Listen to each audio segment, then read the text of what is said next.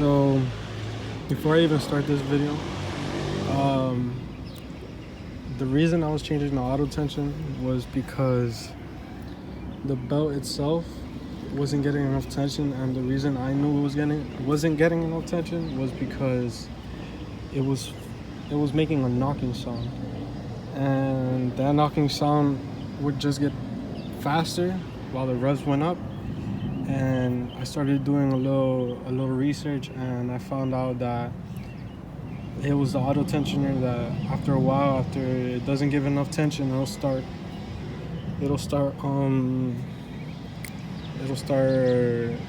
losing tension on the belt, and it'll start bouncing around. And mine was bouncing because how I saw it was that I took off the right cover for the timing belt, the timing belt, and I could see that it was bouncing up and down.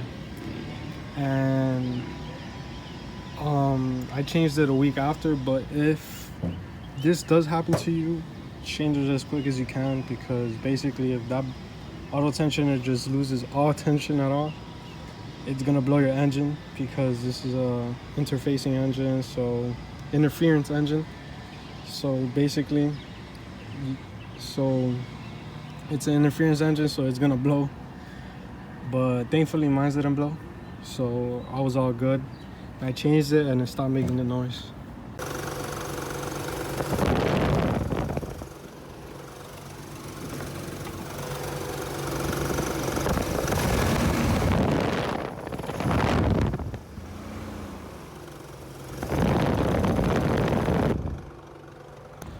Alright, so basically this is going to be a video of how to change your belt. Well, I'm not going to change the belt, but I'm going to have to change the auto tensioner on it, on the pulleys. So it will be the same thing for you guys. It'll be the same steps if you were going to change it, because I already changed mine at 86,000 miles, as you can see. So this is going to be the step-by-step. The first step to even starting this is to take out the radiator. To take it out is going to be really easy. It's just take out these 10mm bolts, take off these clamps, and take out the hose. And then from there, go under and take out the hose for the overflow tank, and go under here and take out this clamp and drain the radiator, which you can use this to drain it out, or you can take out the hose, whichever feels better for you. And then the radiator should come out easily, and you might have a little trouble, but it won't be nothing crazy.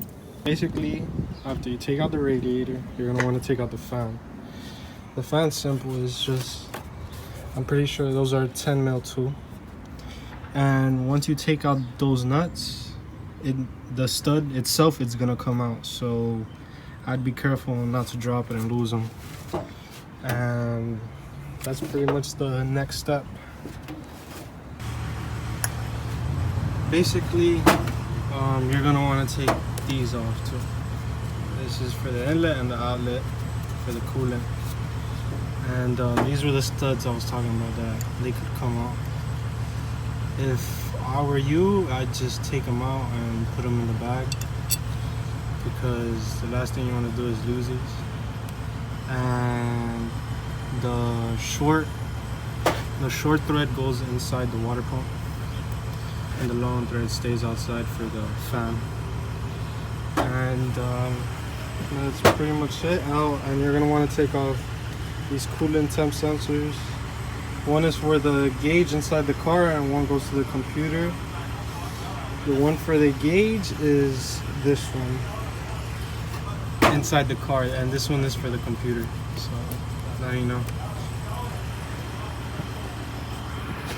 So to take out the tubes for the inlet and outlet coolant, you're gonna need a 6mm hex, and to help you out, you're gonna need to take out the intake tubes, and that will just give you more space to play with. And The bottom tube has 2 nuts, and those are 14 mil. And to help you even more, you should take this whole thing out and not disconnect it, because some people that disconnect it and come back to reconnect it, they're not able to turn on the car again for some reason. And then take out the plug for the cam position sensor. So after you take out the wires and disconnect the cam position sensor and just put them aside, you're gonna want to take out the accessory belts, which are the AC compressor belt, power steering belt, and alternator belt. And the AC compressor belt on mine's, it has a long bolt that's in the back that I do not have, which is missing, and I'm pretty sure the last owner broke it off. But what I'm gonna have to do is get an extension and then put it in here and just roll it out, and I'm pretty sure the belt will be fine. It won't damage it. And for the alternator, you wanna go down, and sometimes you're gonna have to loosen that bolt up there, this bolt up here, but most of the time you really don't.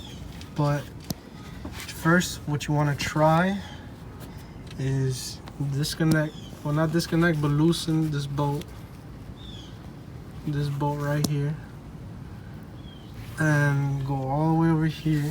And once that bolt's loose, this can go back and forth and this will move.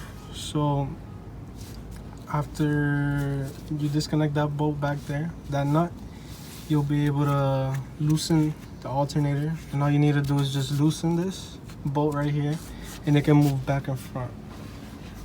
And then for the AC compressor, you're gonna wanna loosen this bolt right here. And then after you loosen that bolt, you start loosening this bolt too. And then this little wheel right here is gonna move up and down. As you can see, this is where it moves. And then that'll be it for the belts. It's not that hard, it's pretty easy. It's just you need to take your time with it. So after you take out the accessory belts, you're gonna wanna take out these covers, which aren't hard, it's just hex bolts. And that's pretty much it. You'll, from that cover, you'll go down here to the harmonic balance, and that's where it's gonna give you the most trouble. But if you have an air gun, then you'll do just fine. It'll be easy. But what I do, which I mean I don't recommend, but I still do it because I mean I have no other choice, is to, you basically get a breaker bar and you put it here, and you put the breaker bar against the floor, and you just crank the car. You crank it, but don't turn it on. Just crank it 2 or 3 times, and I think by the 3rd time it'll just loosen. So that's one way of taking it out without having the air impact. So I mean, it wouldn't do anything as long as you guys do it right, and you know, you'll be fine.